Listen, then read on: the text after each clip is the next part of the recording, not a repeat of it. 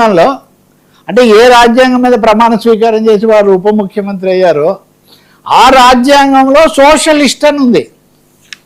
నేను ఇక్కడ చెప్పదలుచుకుంది ఒకటే, మార్క్సిజాన్ని నేను వ్యతిరేకిస్తాను, సోషలిజం సరికాదని భావిస్తే చెప్పడానికి పూర్తి అవకాశం ఉంది. కానీ గుడ్డిగా నమ్మకూడదు అని చెప్పడానికి మటుకు ఉదాహరణగా మార్క్స్ను నమ్మకండి అన్న పద్ధతిలో విశ్వవిద్యాలయ విద్యార్థుల దగ్గరికి వెళ్ళి చెప్పడము.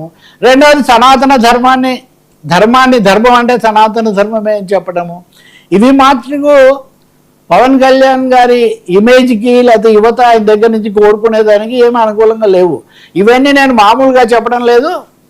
10 ఏళ్ల పాటు పోటీ చేసి నలిగిన తర్వాత దెబ్బతిన్న తర్వాత చెప్తున్నాను అంటున్నారు. అంటే మీరు చేగువేరని వదిలేశారా? మీరు నలిగిన తర్వాత దెబ్బతిన్న తర్వాత చేబొమ్మతో పెట్టుకునే కదా మీరు బయటకు వచ్చారు. ఆయన పూలే దగ్గర ఆగారు, మీరు చేగువేరతో. కాబట్టి ఐడియలైజ్ ఒక కన్ఫ్యూజన్ ఏదో క్రియేట్ చేసే ఒక కార్యక్రమం తప్ప లేదు. నేను పరివార భావజాలాన్ని అనుసరిస్తాను లేకపోతే మత రాజకీయాలు మంచివంటే అది సూటిగా చెప్పొచ్చు. కానీ దానికి పోటీ పెట్టి ఇంకో మాట ఆయనే అంటున్నారు, నేను పని చేయట్లేదు పనికిరానంటే తీసి పడేయండి అని అంటున్నారు.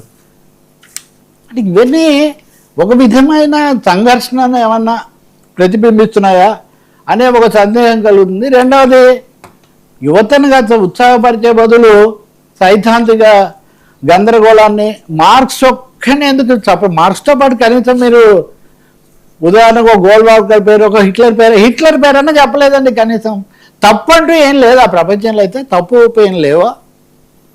నియంతృత్వం మంచిది కాదు. ఇప్పుడు ట్రంప్ ఉన్నాడండి, అంతెందుకు? ఇప్పుడు ప్రపంచం అంతా యుద్ధం ఇవన్నీ కూడా ఉంటే ఒక్క మాట అటువంటివి ప్రపంచ శాంతి అనే మాట కూడా చెప్పట్లేదు.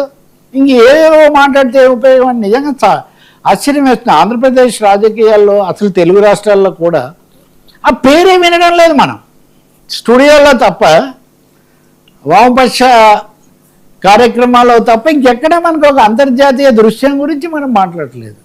మరి శాంతైనా కావద్దా ప్రపంచానికి?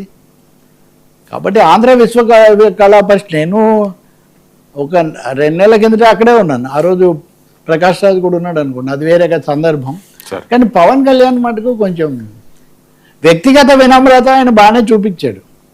నేను ఈ యూనివర్సిటీలోకి వచ్చే ఇది ఉందా లేదా, మీరు ప్రేమతో పిలిచారు కాబట్టి వచ్చాను, హీరోలు సినిమా హీరోలు కాదు సమాజం కోసం నిలబడేవాళ్ళు, ఇవన్నీ చెప్పారు. కానీ భావజాలం దగ్గరికి వచ్చేసరికి ఆయనకి ఎక్కడో వామపక్ష భావజాలం, ఎక్కడో మార్క్స్ కొంచెం గొంతు నొక్కుతున్నారు. అది కొంచెం సమస్యగా ఉంది. సరే టీడీపీలో వివాదాలు, కురుగుపూడి ధర్నా